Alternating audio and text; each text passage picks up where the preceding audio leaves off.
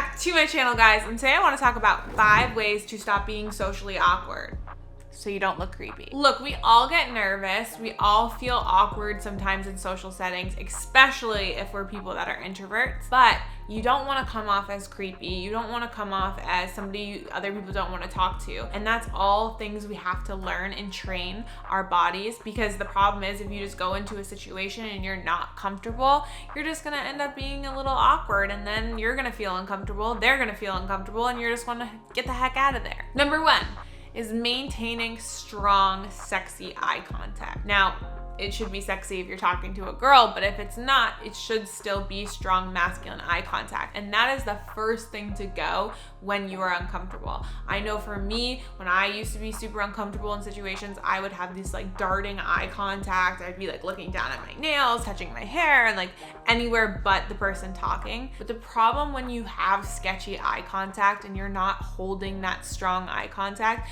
people are interpreting you as being weak, not confident, not paying attention, rude, or just like, do they not want to be part of this conversation? All the things that you do not want to be perceived as. I mean, think about it. If you're on a date with a girl and she's not making eye contact with you, you're gonna be like, is she interested? Is she not? And especially as the man, you want to be the one that takes the lead and have that masculine energy. So if you're not holding eye contact, she's gonna be a little uncomfortable and be like, well, is this guy I really want to be with? And I know it sounds super silly because you're like, yeah, but it's just eye contact. But I can't tell you how many guys I've talked to that still have trouble holding eye contact. So how do you fix this? Well, you want to go out into a busy area and start holding really long eye contact until the other person breaks the eye contact. And it may feel super awkward and uncomfortable because you feel like you're just staring, but sometimes that's what it takes to like practice that really strong eye contact. So maybe you're on your way to work and you're in the train, or you walk to work, or whatever, you're in like a busy area. That's when you need to start practicing. And I know it's going to be hard because at times you're going to be like, this is so uncomfortable, I just want to look away. But you need to get past that uncomfortableness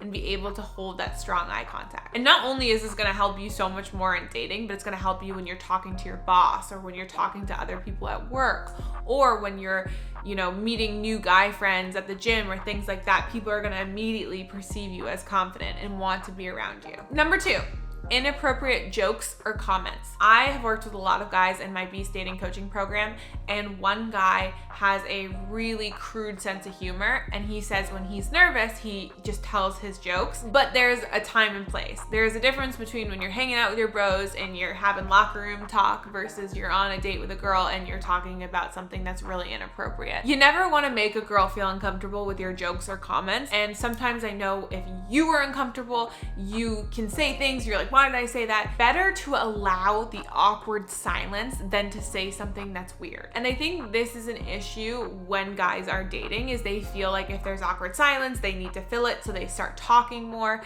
And that's not always the case. Sometimes if you sit back and you allow the awkward silence, you breathe, and you take deep breaths, you're holding that eye contact, that's making her a little nervous in a good way, because you're building that sexual tension and you don't seem uncomfortable because you're allowing that awkward silence. And maybe she'll even feel it, which is even better. So it's always better to play it on the safe side. If you think something that could hit or could be funny or maybe could be perceived the wrong way, it's best to just not say it at all, because you don't want it to come off in the wrong way and offend somebody or make someone feel uncomfortable. Number 3, you have difficulty with your small talk. And this may be perceived as you're boring or you're somebody that doesn't bring a lot to the table. And I think this is especially true when it comes to dating or making an approach. A lot of guys tell me, Julia, like when I go up and make an approach, I just don't know what to say. I feel like I have nothing to talk about. Or if I'm in a group setting with a bunch of people, I don't know what to say. And it comes back to,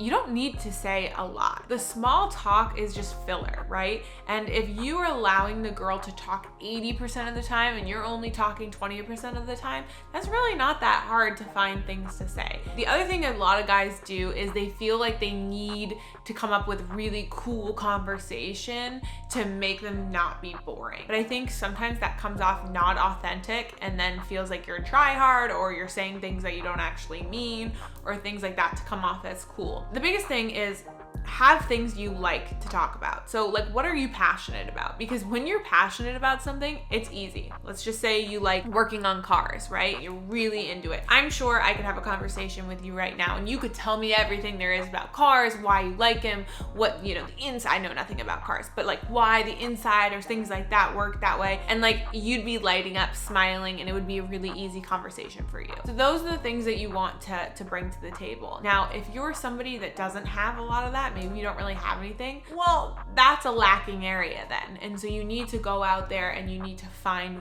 like things that you're interested in. Maybe you need to join a gym, or maybe you need to join Muay Thai or a special like woodworking class or something like that you're passionate about, and then you can talk about it. You don't want it literally just to be work where you're like sitting in front of your computer all day and that's all you have to talk about. And then in terms of big groups, again, it's okay if you're not the one talking a lot. There's always going to be somebody in the group that just talks way too much and people are rolling their eyes about. You don't have to be that person, but when you feel like it's appropriate, you can put your knowledge in. And the biggest thing is, don't be afraid to say something. I think a lot of times, introverts, we take a back seat. We don't want to, say anything that people could judge us. Like, you have to just let go of that, and just like, if you have something to say, you say it with confidence, and then you sit back and let the conversation continue. And it goes back to what I said earlier, is allowing for the awkward silences. That is completely fine. If you do make an approach with a girl, have a few things that you could ask her quickly,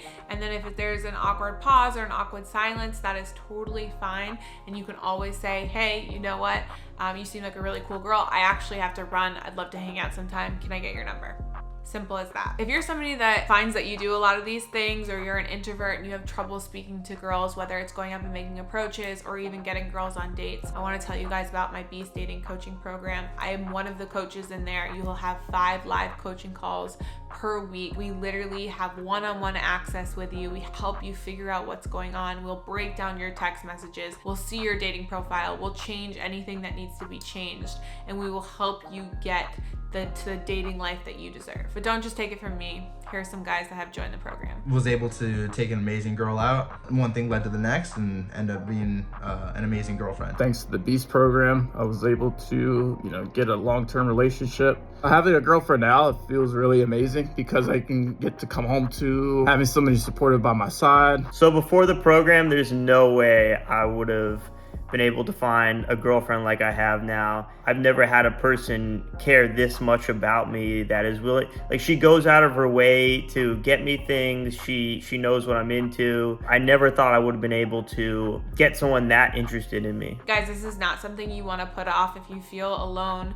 you feel like your dating life has not been good for the last couple of years, and you've been trying on your own, like, you need to join something like this that can completely transform that dating life. So if this is something you'd be interested in, click the link below and we'll get back to you if we think you're a good fit. Number 4, you have sketchy body movements. I think people aren't even aware that they're doing this. When you're in a group, or when you're on a date, or when you're trying to come off, as confident, a lot of times when you don't feel confident, your posture immediately gets smaller, like you make yourself smaller, and then you become really fidgety. So maybe you're like touching your shirt, or you're like hands, or you're just like, again with the sketchy eye contact, but now you're adding like a head movement. People are gonna be like, what the heck is going on with this guy? And sometimes you don't even realize you're doing it until it's too late. And it's one of those things where you need to, in that moment, take a deep breath. You can forget what anything else is going on. You just need to take a deep breath and be like, okay, shoulders back, head up high, deep breath. And then it's also part of calming down your voice, because again, when we get nervous, we start talking really fast, then all things go out the window. We lose eye contact. We start doing weird body movements. Our voice gets to a higher octave. I think that's another thing that a lot of guys don't realize, is when you're nervous, you want to keep your voice down to a masculine, like, low tone. But when we get nervous, it gets really feminine and high and squeaky. And that is all part of this. And that's just like controlling your body and taking those deep breaths and allowing yourself, I know I'm nervous right now, but it's okay. I'm fine. I got this. having that good, healthy self-talk. So number 5 was what I kind of just went into, was the high voice, the squeaky high voice. If you're somebody that has a high voice, there are ways that you can kind of lower that octave, and you can work on talking in your diaphragm than talking in your throat, because when we are nervous, we talk more in our throat, not from our diaphragm. So there are plenty of videos I'm sure you can look up on how to work on that, but that's something you might just want to start being aware of, because the higher your voice, the more feminine you're gonna sound, the more people are gonna perceive you as weak and not as confident. Great thing to do here is you can sit and look in the mirror and practice talking, and you can try with different optics. You can try like, okay, like, does this sound good? Does this sound good? And I know it sounds silly, but so many people don't do it. And then when they get into these social settings where they're really nervous, everything goes out the window, and then they go back to all their old bad habits. So you really want to focus on breathing, slowing down your body movements, and talking in that deeper tone. Thanks for watching, guys. I recommend you check out this video right here, 4 mixed signals girls do that are confusing to guys. It's a great video. It breaks down why girls do weird stuff. So thanks for watching, guys. See you in the next video.